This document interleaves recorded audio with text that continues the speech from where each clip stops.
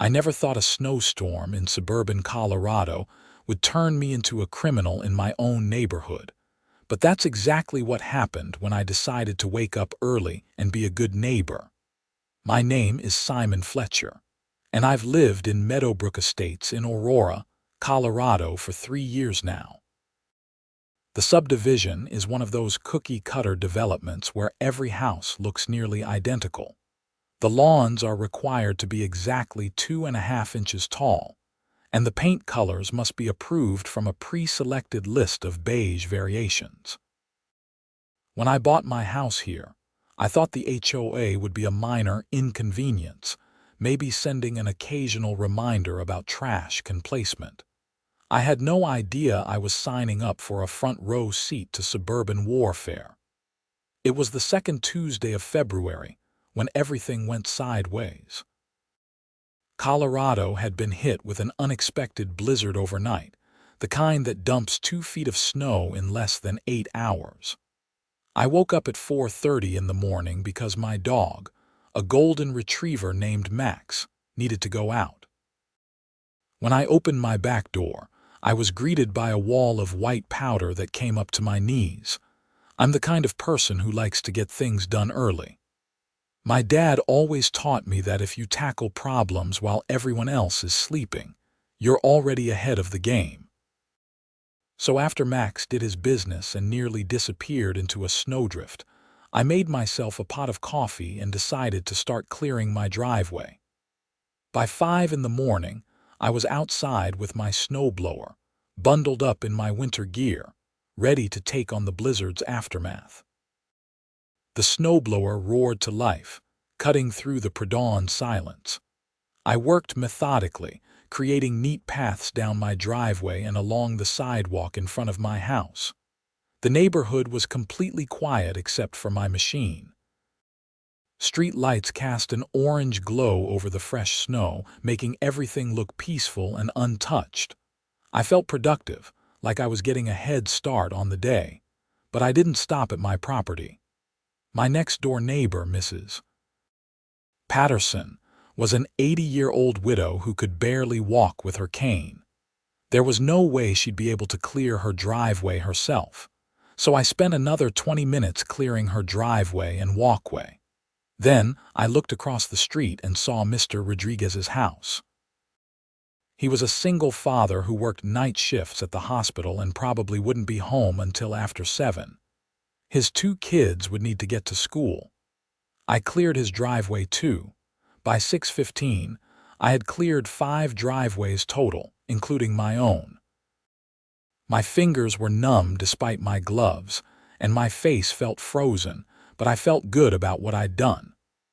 The sun was just starting to peek over the horizon, painting the snow-covered neighborhood in shades of pink and gold.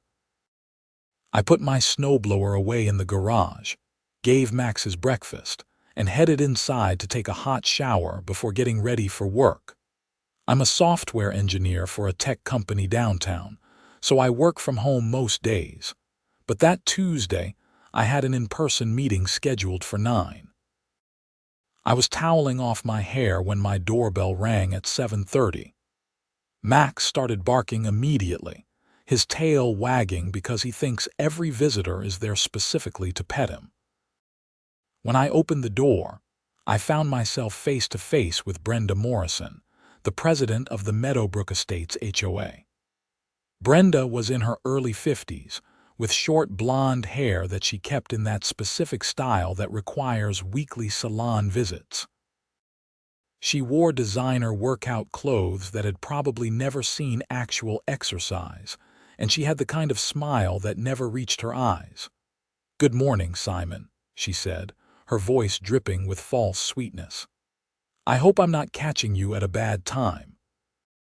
"Just getting ready for work," I replied, keeping Max back with my leg so he wouldn't jump on her.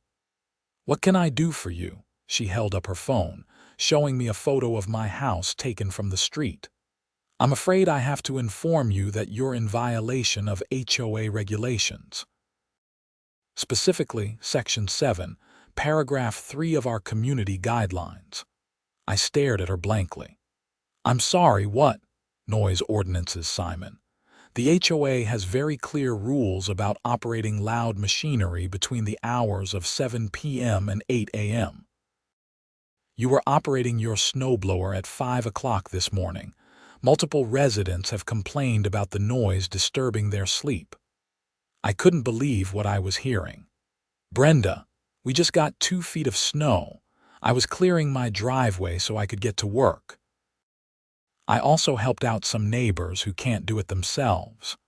Her smile didn't waver. That's very considerate of you, but rules are rules. The noise ordinance exists for a reason. Everyone deserves their peaceful morning sleep. You'll be receiving a formal fine of $250 in the mail within 3 business days. $250 for clearing snow from my own driveway. For violating the noise ordinance, she corrected. If you had waited until 8 a.m., there would be no issue. But you chose to operate loud machinery during restricted hours. The fine stands. I felt my jaw clench. Brenda, if I had waited until 8, I would have missed my meeting downtown, and Mrs. Patterson next door can't clear her own driveway. Was I supposed to just leave her trapped, Mrs. Patterson should contact the HOA-approved snow removal service. We have a list of vendors for situations exactly like this. Brenda tapped on her phone. I'm sending you the vendor list now. In the future, please refer to it rather than taking matters into your own hands. She turned to leave, then paused and looked back. Oh, and Simon, if this happens again, the fine doubles. 3rd offense, we can begin proceedings to place a lien on your property. Have a wonderful day. She walked back down my freshly cleared walkway, got into her spotless white Mercedes SUV and drove off. I stood there in my doorway, still damp from the shower, absolutely fuming. Max nudged my hand with his nose, sensing my anger. The $250 fine arrived by certified mail 4 days later. It came with a stern letter reminding me of my obligation to follow all HOA guidelines and a highlighted copy of the noise ordinance I had allegedly violated. I spent that evening reading through the entire HOA covenant, all 73 pages of it, looking for any possible way to fight this ridiculous fine. What I discovered was even more infuriating. The HOA board, led by Brenda, had extraordinary power over nearly every aspect of our properties. They could fine us for grass that was too long or too short, for holiday decorations displayed outside approved dates, for parking recreational vehicles in our driveways, for having mailboxes that didn't match the approved style. The list went on and on. And buried in the fine print was a clause stating that HOA board decisions were final unless challenged in court, which would cost far more than any individual fine. I called Mrs. Patterson the next day to check on her. She thanked me profusely for clearing her driveway and mentioned that the HOA-approved snow removal service had quoted her $400 to do what I had done for free. She couldn't afford it, so she had asked her nephew to come help her instead. He didn't arrive until late afternoon, meaning she was stuck inside for most of the day. Mr. Rodriguez had a similar story. The snow removal service wanted $350, which he couldn't spare as a single father. He had called in late to work, so he could clear his driveway himself before taking his kids to school. I paid the fine because I didn't have the time or money to fight it in court, but I made a decision. I wasn't going to let Brenda and her power trip go unchallenged. I started attending HOA meetings, which were held the first Thursday of every month at 7 p.m. in the community center. The March meeting was my first. About 20 residents showed up, which Brenda later told me was unusually high attendance. Most people couldn't be bothered with HOA politics. The meeting was held in a bland conference room with fluorescent lighting that made everyone look slightly ill. Brenda sat at the head of a folding table with the other board members. Patricia Chen, the vice president, Douglas Warner, the treasurer, and Linda Hoffman, the secretary. Brenda ran the meeting like a corporate board meeting, complete with an agenda and Robert's Rules of Order. They discussed the budget for landscaping the common areas, debated whether to repaint the community center exterior, and reviewed several applications for home modifications that residents had submitted. When we reached the open forum portion of the meeting, I raised my hand. "Yes, Simon." Brenda acknowledged me with that same fake smile. "I'd like to discuss the noise ordinance, specifically as it relates to snow removal," I said, keeping my voice calm and professional. The recent storm demonstrated that the 8 a.m. start time for loud machinery is impractical. Many residents need to leave for work before 8, and the current rule effectively forces them to either miss work, pay for expensive professional services, or violate the ordinance. Patricia Chen, a tiny woman in her 60s who always wore pearls, shook her head. "The noise ordinance has been in place for 15 years. It's never been a problem before. Because we haven't had a major February snowstorm in years," I countered. "The rule doesn't account for emergency situations or unusual circumstances. I think we should consider adding an exception for weather events." Douglas Warner, a balding man with glasses who worked as an accountant, flipped through some papers. "The ordinance exists to maintain quality of life for all residents. If we start making exceptions, where does it end? Someone decides their leaf blowing is an emergency. Someone else thinks their Saturday morning lawn mowing can't wait. Snow removal isn't the same as lawn mowing," I argued. "It's a safety issue and a practical necessity.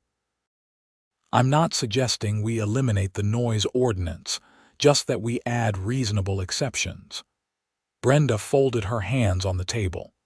"Simon, I appreciate your passion, but the board has discussed this matter and we feel the current ordinance is appropriate. Residents have access to our approved vendor list for situations where they need early morning services. The matter is closed. Closed.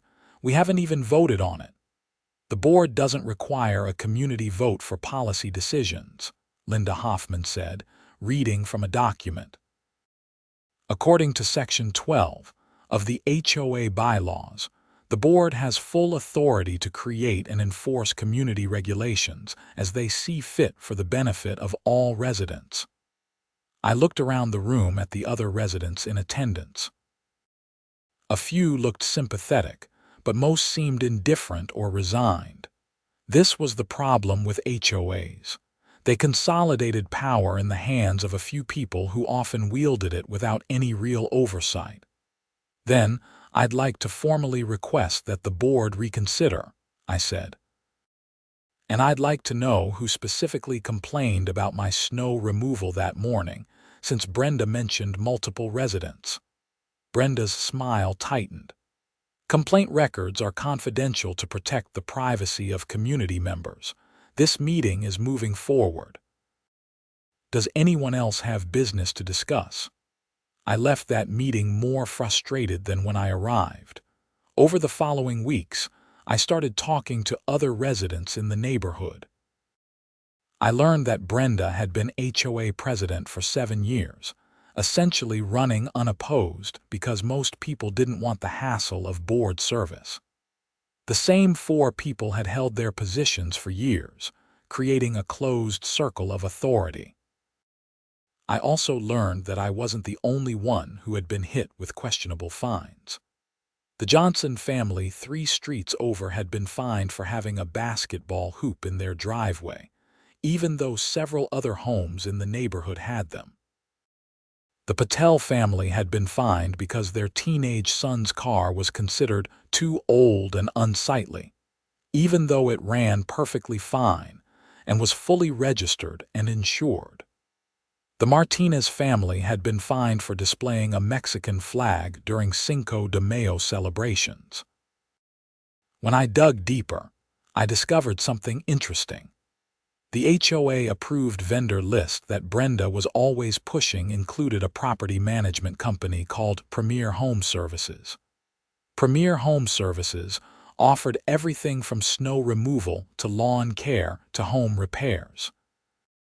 And according to the Colorado Secretary of State Business Registry, which is publicly available online, Patricia Chen was listed as a registered agent for Premier Home Services, LLC. That was a conflict of interest. Patricia was on the HOA board while having a financial stake in a company that the HOA was actively promoting and referring business to. I spent an entire weekend researching Colorado HOA law and discovered that board members were required to disclose any financial conflicts of interest and recuse themselves from decisions that could benefit them financially. Armed with this information, I returned to the April HOA meeting. This time, I brought printed copies of the business registry showing Patricia's connection to Premier Home Services. When we reached the open forum, I stood up and distributed the copies to everyone in the room. I'd like to address a serious concern about conflicts of interest on the HOA board. Brenda's face went pale. Patricia looked like she had been slapped. Patricia Chen is listed as a registered agent for Premier Home Services, the company that's at the top of every vendor list the HOA distributes. According to Colorado Revised Statute 43-3-116, board members must disclose any material conflicts of interest. This appears to be a clear violation of that statute. Patricia stood up quickly. I am not profiting from that company. I'm just the registered agent, which is a clerical role. My brother owns the company and I helped him file the paperwork. That's all. Even if that's true, the appearance of impropriety remains, I said. How many residents have paid inflated prices to Premier Home Services because the HOA recommended them? How many decisions has this board made that directed business to that company? The room erupted in conversation. Other residents started asking questions, demanding answers. Brenda tried to regain control, banging a gavel that she had apparently brought specifically for this purpose. "Order, we will have order," she shouted. "Simon, you are out of line. Patricia has broken no rules. This accusation is baseless and borderline slanderous." "I'm not accusing anyone of anything," I said calmly. "I'm simply pointing out a conflict of interest that should have been disclosed. I'm requesting that the board review all decisions made regarding vendor recommendations, and that Patricia recuse herself from any future decisions involving Premier Home Services." Douglas Warner cleared his throat. "In the interest of transparency, I think Simon raises a valid concern. Perhaps we should have the HOA attorney review this matter." Brenda shot Douglas a look that could have frozen fire. "That won't be necessary." "Patricia, would you like to make a statement?" Patricia stood again, her face flushed. "I have never profited 1 cent from my brother's company." "Yes, I'm the registered agent, but that's purely a formality. I don't make business decisions for Premier Home Services, and I have never advocated for their inclusion on the vendor list more than any other company. This is a witch hunt, but the damage was done." The residents in attendance were now questioning everything. Someone asked why Premier Home Services had been recommended to them when they had specifically asked for multiple quotes. Someone else mentioned that they had been told Premier was the only approved vendor for certain services, which wasn't even legal for the HOA to mandate. The meeting devolved into chaos, with Brenda eventually calling for an early adjournment. As people filed out, several residents came up to thank me for raising the issue. A woman named Jennifer, who lived 2 streets over, asked if I had ever considered running for the HOA board. "The next election is in September," she said. "We need someone willing to challenge Brenda's little kingdom. You should run for president." I had never considered it before, but standing there in that community center, watching Brenda and Patricia huddle in the corner while other board members tried to distance themselves, I realized Jennifer was right. The only way to change this system was from the inside. Over the following months, I became the unofficial leader of what some residents jokingly called the HOA resistance. We created a private Facebook group to share information about HOA overreach and to organize for the September election. More than 100 households joined, representing a significant portion of the 300 homes in Meadowbrook Estates. But Brenda didn't go quietly. In May, I received another fine, this time for having my trash cans visible from the street on a non-collection day. I had brought them in from the curb after collection and left them beside my garage while I went to answer a phone call. They were visible from the street for less than 2 hours. The fine was $150. In June, I was fined for having a garden hose that wasn't properly coiled and stored. The fine was $75. In July, I was fined for having a small oil stain on my driveway where my car had dripped. The fine was $200. It was obvious what was happening.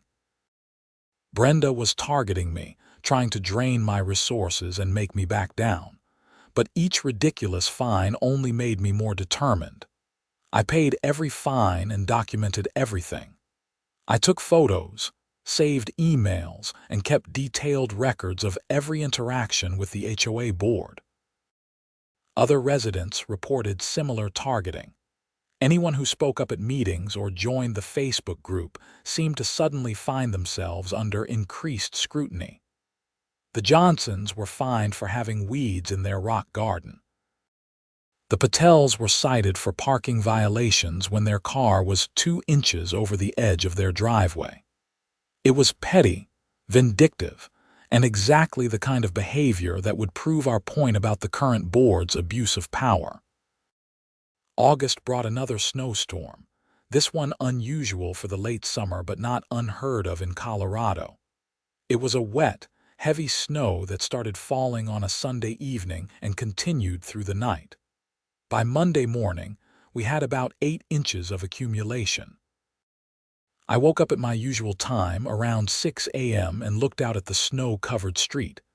I knew exactly what I was going to do. I had been planning this for months, waiting for the right moment. This was it. I got dressed, made my coffee, and went to my garage. I fired up my snowblower at exactly 7:59 a.m., 1 minute before the noise ordinance ended. I cleared my driveway slowly, methodically, taking my time. At 8:15, I finished my property and moved to Mrs. Patterson's house, then Mr. Rodriguez's, then Jennifer's house. But I didn't stop there. I spent the entire morning clearing driveways for every household that was part of our Facebook group, every person who had been targeted by Brenda's vindictive fines. It took me until 2 in the afternoon, and my shoulders were screaming by the time I finished, but it was worth it. What I didn't do was clear the driveways of any of the HOA board members. Brenda's driveway remained buried under 8 inches of snow. So did Patricia's, Douglas's, and Linda's. They all lived in the neighborhood, clustered on the west side near the community center.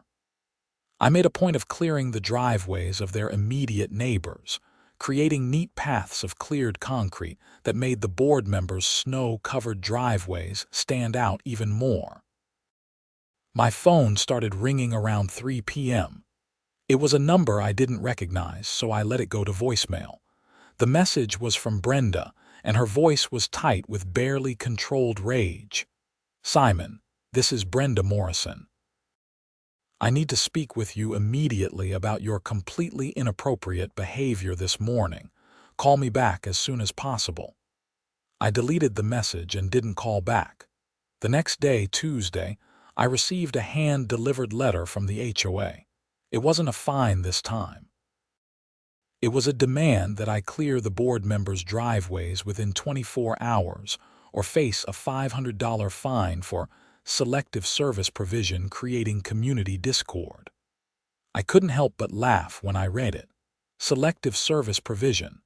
They were making up violations now. I took a photo of the letter and posted it to our Facebook group. The response was immediate and overwhelmingly supportive. Several people commented that there was no HOA rule requiring residents to help each other with snow removal, which meant the HOA had no grounds to demand I help them. I composed a careful response and emailed it to the entire HOA board. Thank you for your letter regarding snow removal. I was unaware that the HOA had established requirements for voluntary neighbor assistance. Please direct me to the specific bylaw or covenant that requires residents to provide free labor to other community members. Additionally, I would like to understand how the HOA has authority to dictate which neighbors I choose to help voluntarily. I look forward to your clarification on these matters. I didn't hear back that day, or the next, but when I left for a work meeting downtown on Thursday morning, I discovered that someone had used orange traffic cones to block the entrance to my driveway. The cones were the official HOA type, the ones they used when working on common areas. I got out of my car, moved the cones to the side of my driveway, and left for my meeting. When I returned 3 hours later, the cones were back, and now there was a large sign that read, "No parking HOA maintenance area." I called the non-emergency police line to report the obstruction. An officer named Rodriguez, no relation to my neighbor, showed up within an hour. He was a middle-aged Hispanic guy with a patient demeanor who looked like he had dealt with HOA disputes before. "So let me get this straight," Officer Rodriguez said, looking at the cones and sign. "The HOA is blocking your driveway because you won't clear their driveways." "That's my understanding, yes," he shook his head. "Sir, regardless of any HOA dispute, this is obstruction of a private driveway. That's not legal. Do you know who placed these cones here?" "I assume someone from the HOA board, but I don't have proof."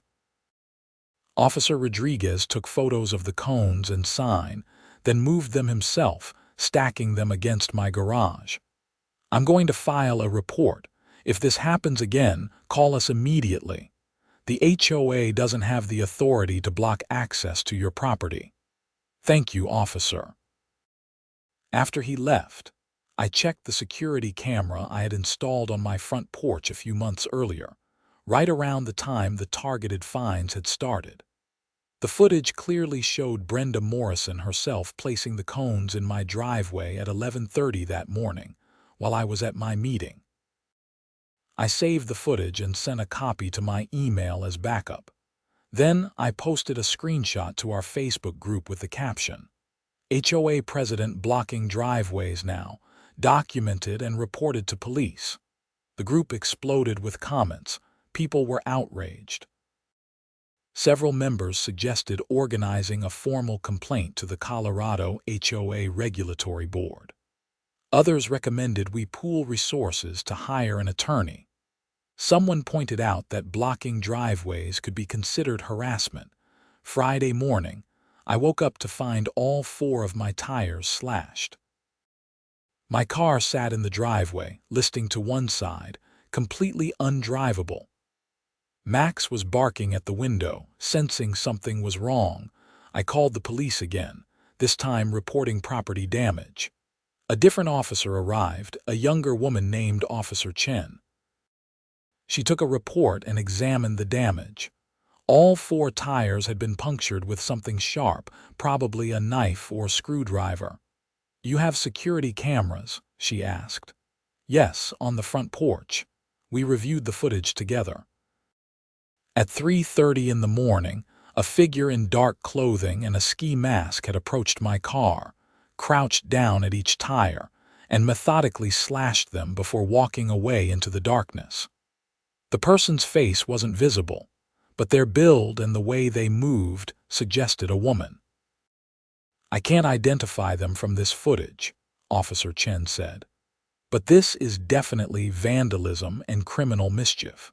Given the value of 4 tires, we're probably looking at around $1,000 in damage. That's a Class 2 misdemeanor in Colorado." "Do you have any idea who might have done this?" I explained the ongoing dispute with the HOA, the retaliatory fines, the blocked driveway. Officer Chen listened carefully, taking notes. "I can't make assumptions about who did this," she said. "But I would recommend installing additional cameras if possible, maybe motion-activated lights, and document everything related to your HOA dispute. If this is part of a pattern of harassment, that strengthens your case." After she left, I called my insurance company and arranged for a tow to a tire shop. The replacement cost was $900. My deductible was $500, which meant I was out of pocket for that amount immediately. I took photos of everything and added them to my growing file of documentation. That evening, I received an email from Brenda. It was short and to the point. "Simon, the HOA board is extremely concerned about your disruptive behavior and refusal to comply with community guidelines. We are scheduling a special hearing on Monday, August 19th, at 7 p.m. to discuss potential further actions, including possible legal proceedings. Your attendance is mandatory." The hearing was held in the same Bland Community Center conference room. This time, though, there was a larger audience. Word had spread through the Facebook group, and more than 50 residents showed up, filling every available seat and lining the walls. Brenda sat at the head table with the other board members, flanked by a man in a suit who introduced himself as Gerald Morrison, the HOA's attorney. I noticed he and Brenda shared a last name. "Your husband?" I asked. "My brother," Brenda replied coldly. "And he's here in his professional capacity as the HOA's legal counsel." Of course he was. Another conflict of interest to add to the list. Gerald Morrison cleared his throat and addressed the room. "We're here this evening to discuss ongoing violations and disruptive behavior by Simon Fletcher, residing at 123 Maple Drive. Mr. Fletcher has repeatedly violated HOA covenants, refused direct instructions from the board, and engaged in behavior designed to create discord within the community." He pulled out a folder and began reading a list of my alleged offenses. The original noise violation, the trash can incident, the garden hose, the oil stain, and now something called selective neighborly assistance creating hostile divisions among residents. "That last one isn't even a real violation," I said. "There's no rule about helping neighbors. I can choose to help whoever I want. You deliberately excluded board members from assistance while helping others," Patricia Chen said. "That's harassment." "No, that's exercising my personal choice about how I spend my time and energy. There's no rule requiring me to help you." Gerald Morrison leaned forward. "Mr. Fletcher, the HOA board has broad discretion to interpret and enforce community guidelines in ways that promote harmony and goodwill among residents. Your actions have been deliberately antagonistic toward board members." "My actions have been in response to months of targeted harassment," I countered. I pulled out my own folder, thick with documentation. "I have records of every fine I've received since February. I've been fined more than any other resident in the neighborhood for increasingly petty violations, all because I dared to question a conflict of interest on this board." I stood and addressed the room full of residents. "How many of you have been fined since joining our Facebook group?" "Raise your hands," More than half the hands in the room went up. How many of you were never fined before speaking up about HOA overreach? The same hands stayed raised. This isn't about community guidelines, I said. This is about a board that has consolidated power and uses it to punish anyone who challenges them. Patricia has a financial conflict of interest. Brenda's brother is the HOA attorney. They've created a closed system with no accountability. Brenda's face had turned red. You have no right to make these accusations. We have done everything according to proper procedures. If you don't like the rules, you're free to move.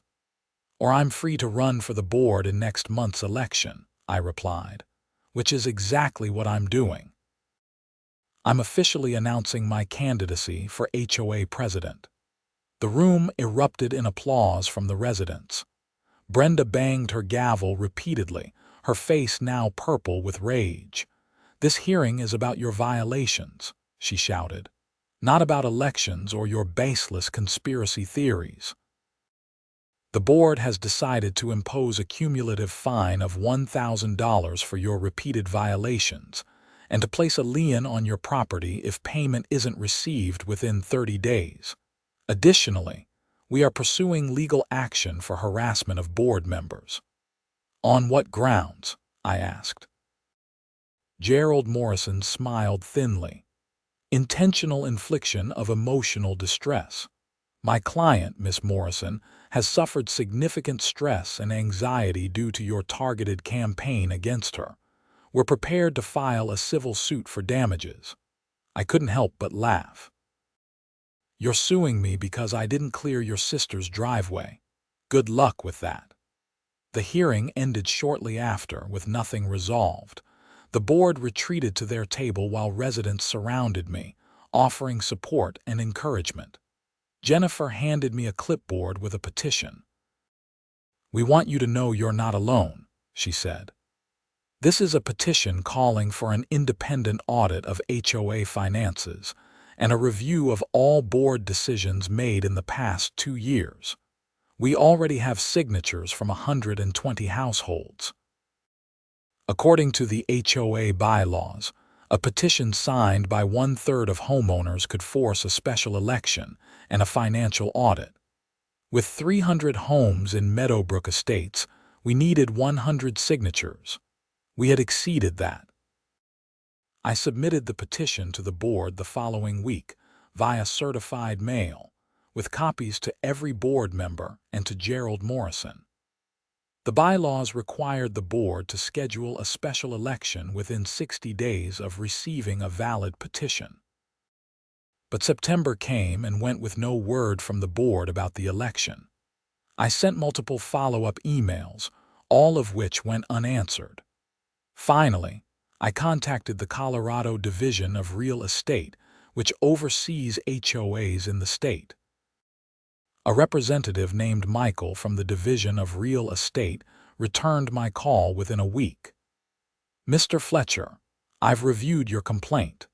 If the HOA has received a valid petition requesting a special election and they're refusing to schedule it, that's a violation of state law.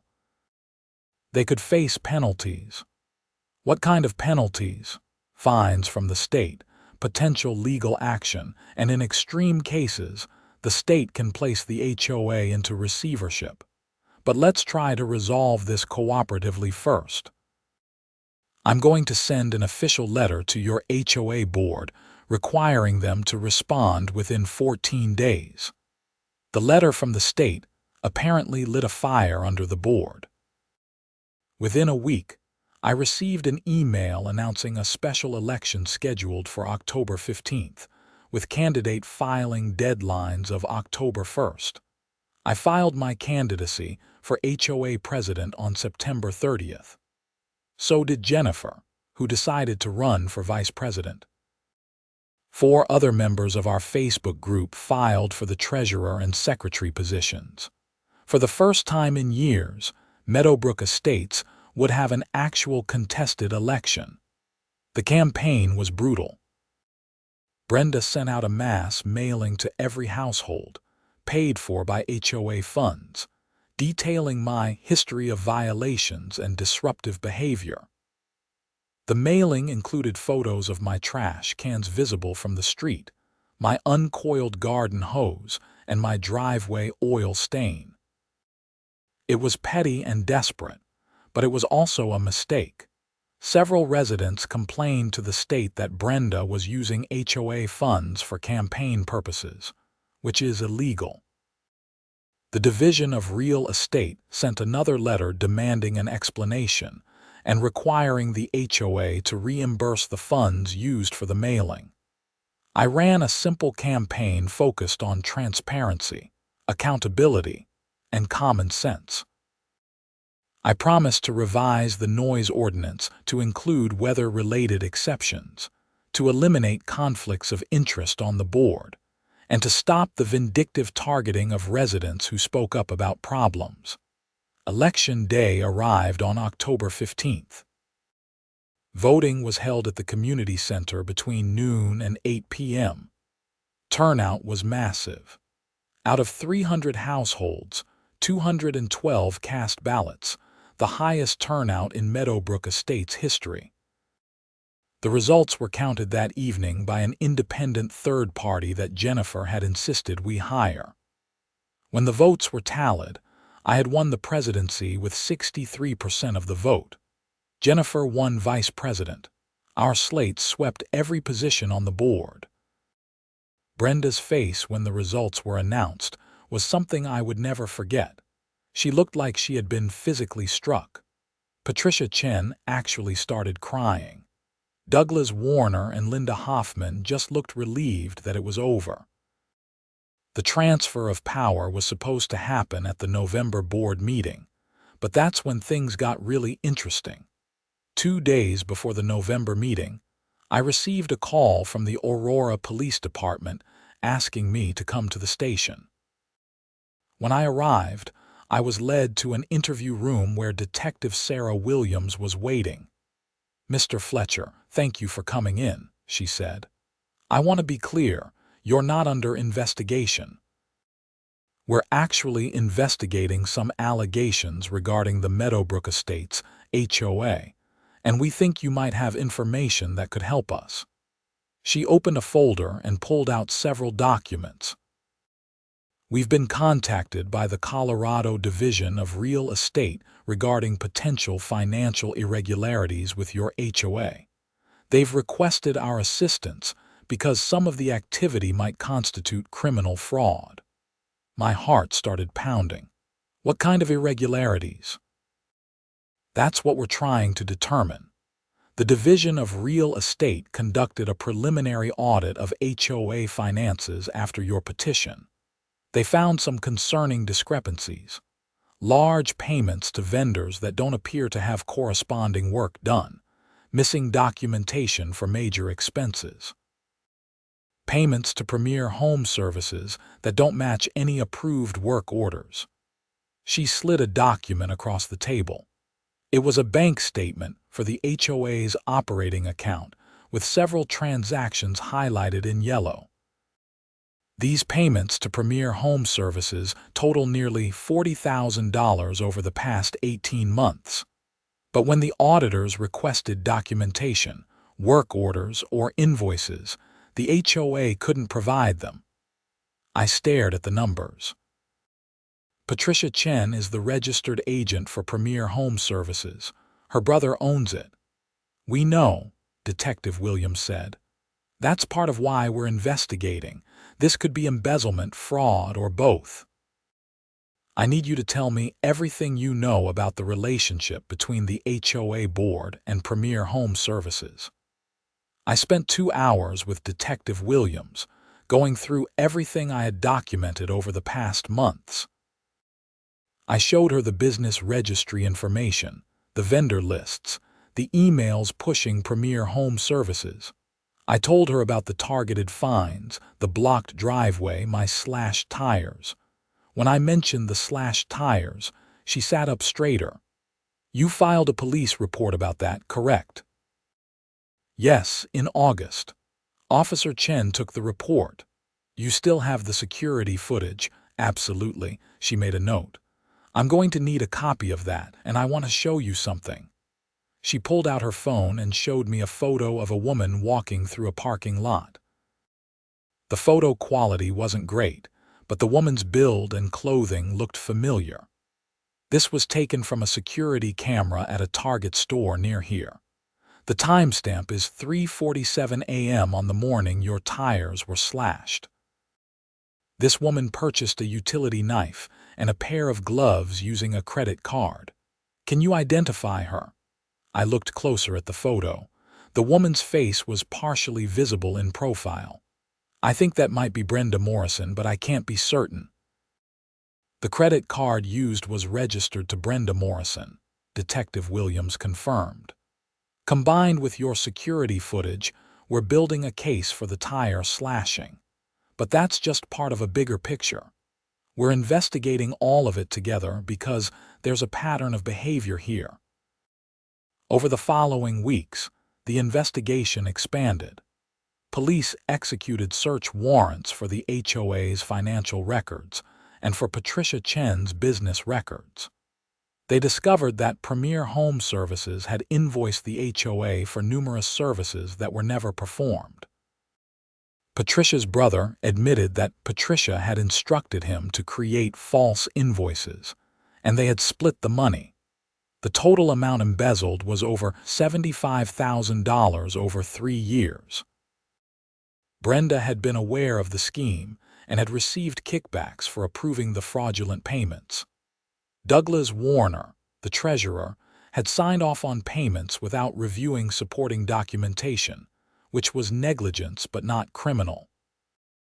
Linda Hoffman, the secretary, appeared to have been kept in the dark about the whole thing. In mid-November, arrest warrants were issued for Brenda Morrison and Patricia Chen. They were charged with theft, forgery, and conspiracy to commit fraud. The charges carried potential prison sentences of several years. I was at home when the arrests happened. Jennifer called me around 7 p.m., breathless with excitement. Turn on the news. Channel 7 is covering it. I flipped on the local news and saw footage of Brenda being led out of her house in handcuffs.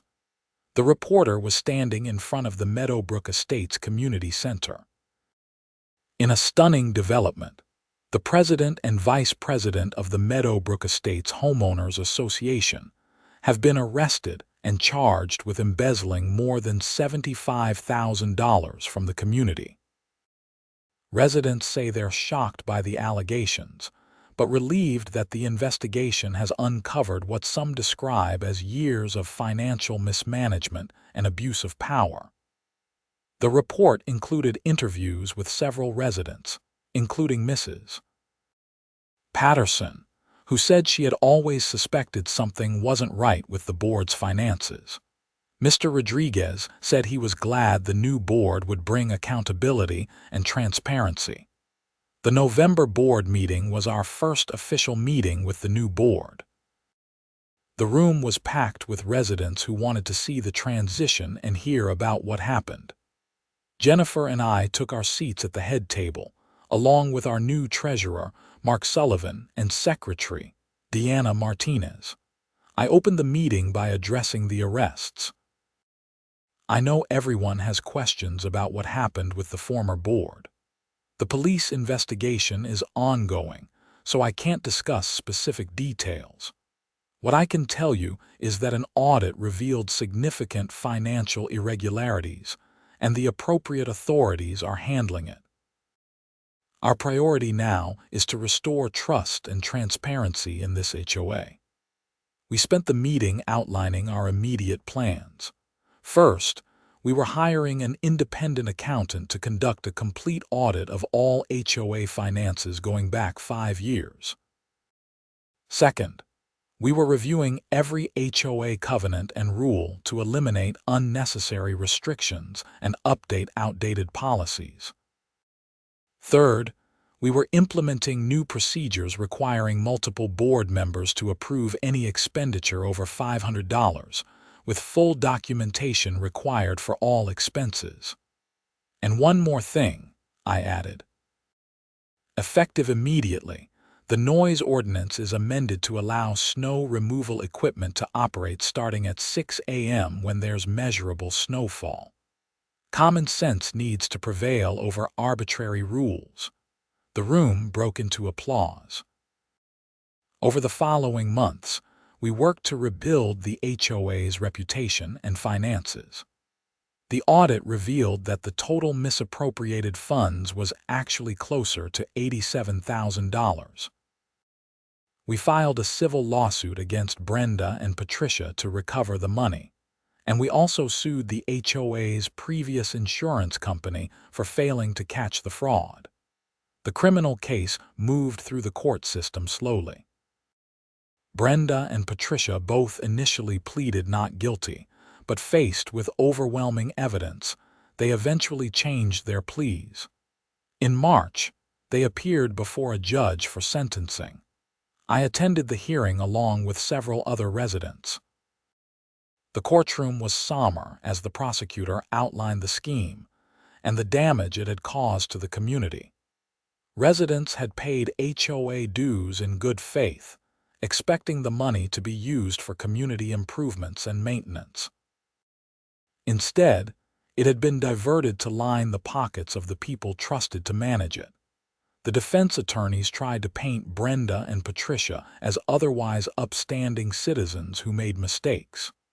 They talked about Brenda's volunteer work and Patricia's family responsibilities.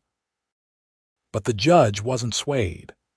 "This wasn't a mistake," Judge Anderson said, a stern woman in her 60s who had a reputation for taking white-collar crime seriously.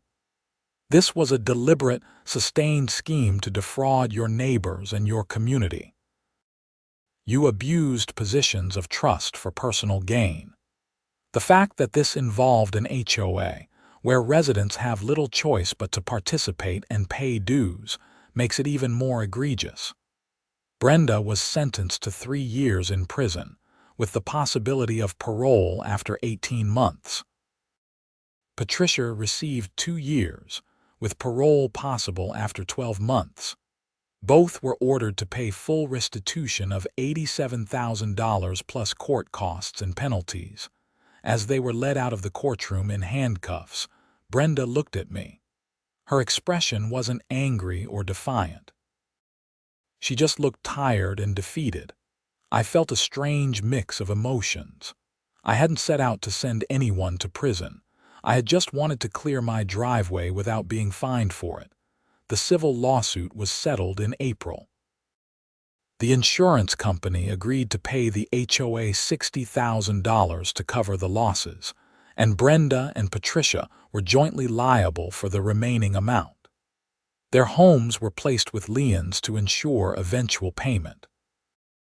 It wasn't a complete recovery, but it was enough to stabilize the HOA's finances. Throughout all of this, my relationship with the neighborhood had completely transformed. I went from being an anonymous resident to someone people recognized and approached regularly. Mrs. Patterson baked me cookies every week.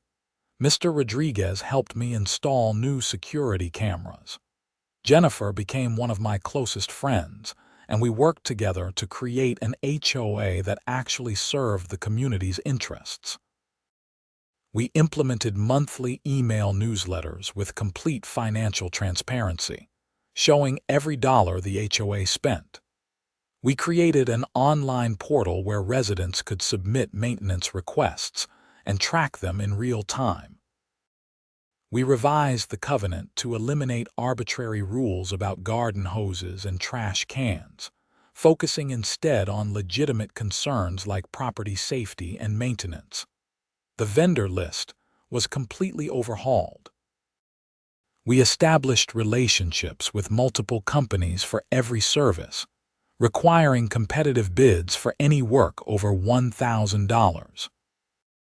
We created a resident volunteer program where neighbors could help each other with tasks like snow removal, lawn care, and minor repairs, with HOA insurance coverage for volunteers. 1 year after that first snowstorm, another blizzard hit Aurora. This time, When I woke up at 5 a.m. and looked out at the snow-covered street, I didn't have to worry about fines or retribution. I fired up my snowblower at 6 a.m. as the revised ordinance allowed and started clearing my driveway. By the time I finished my property, I saw other residents emerging with their own snow removal equipment. Mr. Rodriguez waved from across the street. Mrs. Patterson's nephew arrived with his truck and plow. Jennifer came over with 2 cups of coffee, one for me and one for her. "Beautiful morning," she said, handing me the steaming cup. "It really is," I agreed. Together, we spent the morning clearing driveways for elderly residents and families who needed help. Other volunteers joined us. It wasn't mandated by the HOA. There were no rules about who had to help whom.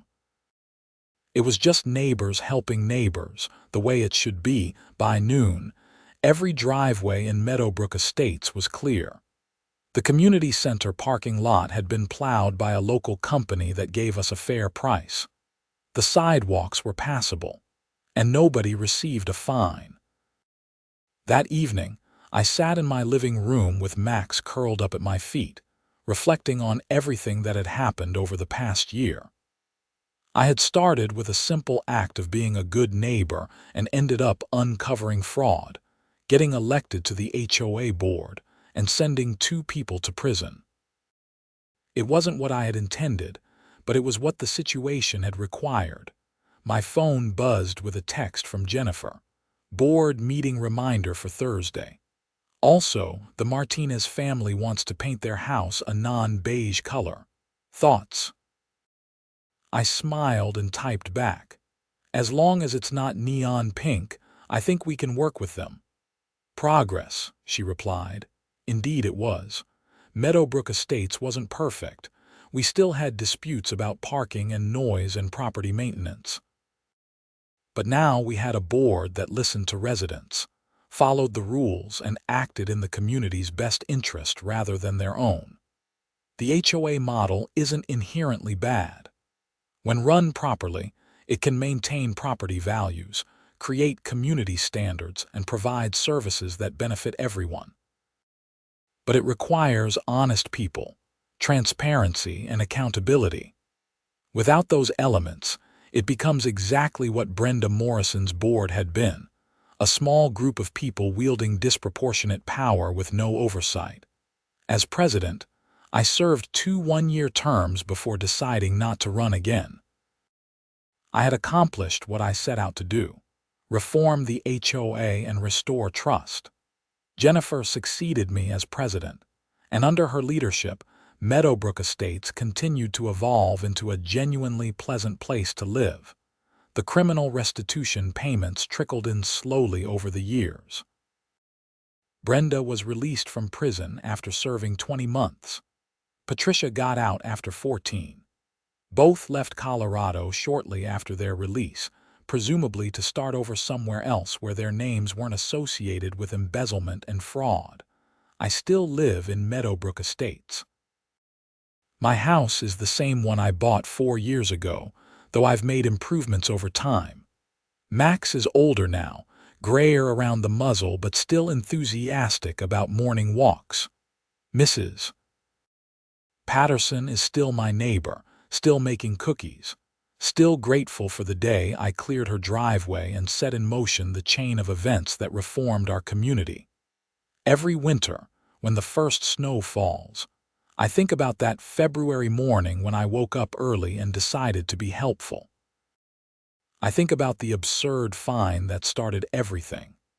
And I think about what happened when one person decided that enough was enough, and that arbitrary rules enforced by corrupt officials shouldn't be accepted just because challenging them is inconvenient. The story of how I ended up blocking the HOA board members' driveways became something of a legend in the neighborhood. New residents hear about it and laugh. Older residents remember the tension and drama.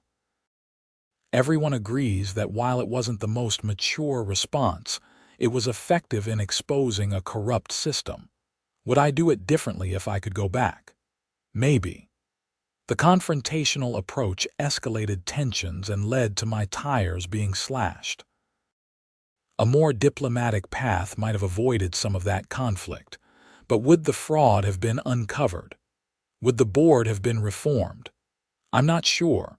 Sometimes you have to push back against unjust systems, even when it's uncomfortable, even when it costs you money and causes stress. Because if good people always back down to avoid conflict, then the Brenda Morrisons of the world face no resistance. They keep consolidating power, keep abusing their positions, keep making life worse for everyone around them. The last time I saw Brenda before she moved away was at the grocery store about 6 months after her release from prison. We made eye contact across the produce section. I nodded politely.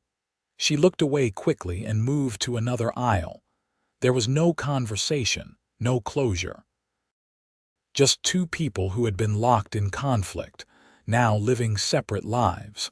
I don't hate her, even though she made my life difficult for months. I think she's someone who got a little bit of power and let it corrupt her judgment. She convinced herself that the rules she enforced were for the community's good, that her financial scheme was justified somehow. People are remarkably good at rationalizing their own bad behavior. The lesson I took from all of this isn't that HOAs are inherently evil or that all board members are corrupt. The lesson is about vigilance. Any system that gives some people power over others requires constant oversight and accountability. The moment people stop paying attention, the moment they decide it's not worth the hassle to speak up about small injustices, that's when corruption takes root. Now, when I hear about HOA disputes in other neighborhoods, I always tell people the same thing. Document everything, know your rights, and don't be afraid to challenge unjust rules. But also, get involved. Run for the board. Attend the meetings. Be the change you want to see rather than just complaining about problems. Meadowbrook Estates today is a genuinely pleasant community. We have neighborhood barbecues in the summer, holiday light contests in December, and an annual spring cleanup day where everyone volunteers to maintain common areas. The HOA dues are reasonable and transparently accounted for. The rules make sense and are enforced fairly. It didn't have to be this way. If I had just paid that first $250 fine and kept quiet, Brenda and Patricia's scheme might have continued for years. More money would have been stolen. More residents would have been targeted with petty fines. The community would have remained divided and resentful. Instead, one man deciding to clear his neighbor's driveways, but not the HOA board's driveways, set in motion a series of events that exposed corruption, reformed a broken system, and created a better community. It's a strange origin story for positive change, but it's the truth. So yes, the HOA fined me for early morning snow clearing. And yes, I blocked their cars instead by refusing to clear their driveways. And yes, that petty act of defiance ultimately led to criminal investigations, arrests, and convictions. Life is strange that way. Sometimes the small acts of resistance matter more than we realize at the time. Every winter, when I hear snowblowers running early in the morning, I smile. Because now those neighbors don't have to worry about fines or retribution. They're just people taking care of their properties and helping their neighbors. The way it always should have been. The story could have ended badly. I could have backed down. The fraud could have remained hidden. Brenda and Patricia could have continued their scheme indefinitely. But instead, a combination of persistence, community support, and a little bit of defiance led to justice. That's the real lesson here. Change is possible, even in systems that seem designed to resist it. But it requires people willing to stand up, speak out, and endure some discomfort along the way. It requires documentation, strategy, and patience. It requires building coalitions and finding allies. And sometimes, it requires a little bit of creative rule following, like clearing everyone's driveway except the people who find you for clearing driveways. Looking back now, from the comfort of my living room with Max snoring at my feet, it all seems almost surreal. Did I really spend months locked in conflict with my HOA? Did I really help send 2 people to prison? Did all of this really start because I woke up early to clear snow? But the documentation proves it all happened. The court records are public.